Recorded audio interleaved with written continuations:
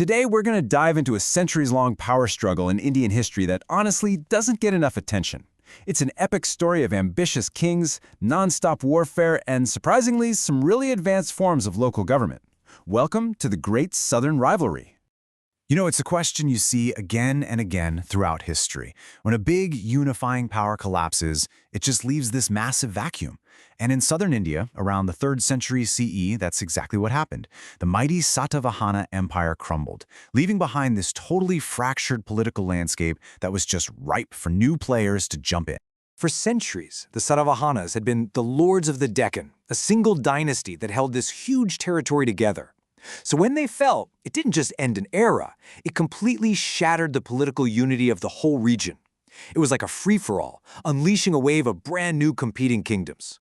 And almost right away, new powers start popping up. In the Maharashtra plateau, you've got the Vakatakas, who pretty quickly became the main force to be reckoned with in the northern Deccan. A little to their south, the Kadambas of Karnataka start carving out their own kingdom.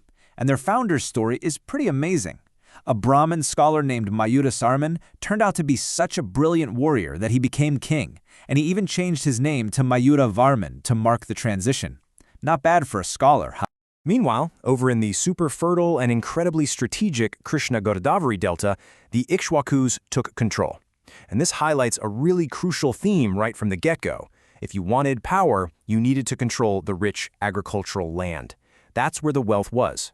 And then you have the Kalabras.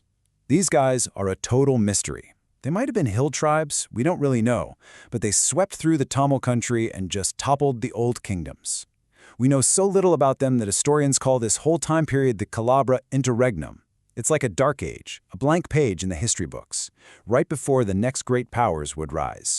So out of all this chaos and fragmentation, 3 major dynasties claw their way to the top, around the middle of the 6th century. And for the next 200 years, the entire history of southern India is going to be defined by the conflicts and innovations of these 3 titans. So here they are, our 3 main contenders. In the north, you've got the Chalukyas of Badami. Right in the middle, the Pallavas of Kanchi. And down in the far south, the Pandyas of Madurai. And notice the one thing they all have in common? Their home bases are all centered on these vital, incredibly fertile river valleys. First up, the Chalukyas. These guys were an absolute powerhouse. They consolidated their control over the Deccan, and they were so powerful militarily that their king, Pulakeshin II, famously defeated the great northern emperor Harsha. He literally stopped Harsha's army from expanding into the south. That's a huge deal. They were the undisputed top dogs of the Deccan. Then we have the Pallavas. They were the ones who finally put an end to that mysterious Kalabra period. They brought back order and built a fabulously wealthy and powerful kingdom in what's now northern Tamil Nadu, with their magnificent capital at Kanchi. And rounding out our trio, we've got the Pandyas, way down in the deep south. They also rose from the chaos of the Kalahabra period, and they were this persistent, ambitious power, always looking northward from their home base in Madurai, hungry for those richer, more fertile lands that their neighbors controlled. So, the players are in position, the board is set, and what followed was a nearly constant, 200-year-long, 3-way tug-of-war for supremacy over the entire South. It was a conflict that would shape the region for generations to come. But here's where it gets really interesting. In this long, complicated conflict, our source material points out a crucial pattern. Despite having 3 major players, one kingdom was always in the crosshairs. As the text puts it, it was always the Pallavas who were the target of attack. And you can see their strategic nightmare right here. The Pallavas were literally caught in the middle. They were facing the powerful Chalukyas coming down from the north and the ambitious Pandyas pushing up from the south. Their kingdom was basically a permanent battleground. So you have to ask, why? Why were the Pallavas always the punching bag? Was it just terrible luck with geography? Or was there something else going on, something that made their kingdom just too tempting to resist? Well, at the end of the day, it all came down to resources. The Pallavas controlled the richest, most prosperous lands in the south, including those incredibly fertile Kaveri and Krishna-Godavari river deltas. So conquering them wasn't just about gaining territory, it was about seizing the agricultural jackpot that paid for armies and fueled entire empires. Now, it's easy to get caught up in these constant battles for land and resources, and just picture this top-down world of powerful kings.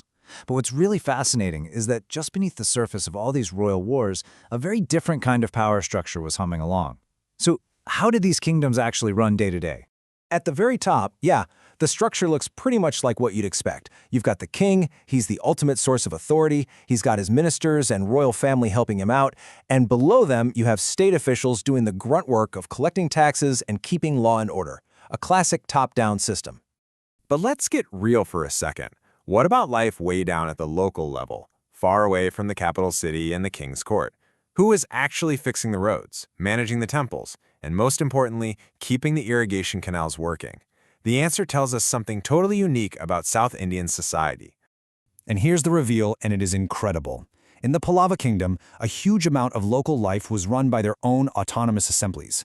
You had the for villages of landowning farmers, the Sabha for settlements of Brahmin priests and scholars, and the Nagaram for towns that were organized by merchants and traders. And listen, these were not just some glorified neighborhood watch groups. They had real power. They managed local money, they maintained public works like roads and irrigation tanks, and they ran the local temples. The system of local administration was the true backbone of the kingdom, and it often worked almost independently of the central government. This level of autonomy really shows you a key regional difference, because up north, in the Chalukyan lands, things were run differently. Local affairs were managed by village headmen and other notables, sure, but they were closely supervised by state officials. It was a much more top-down system than what you saw in the Pallava South. And all of this leaves us with a really fascinating question to chew on. For about 600 years, no single empire could fully unite the South.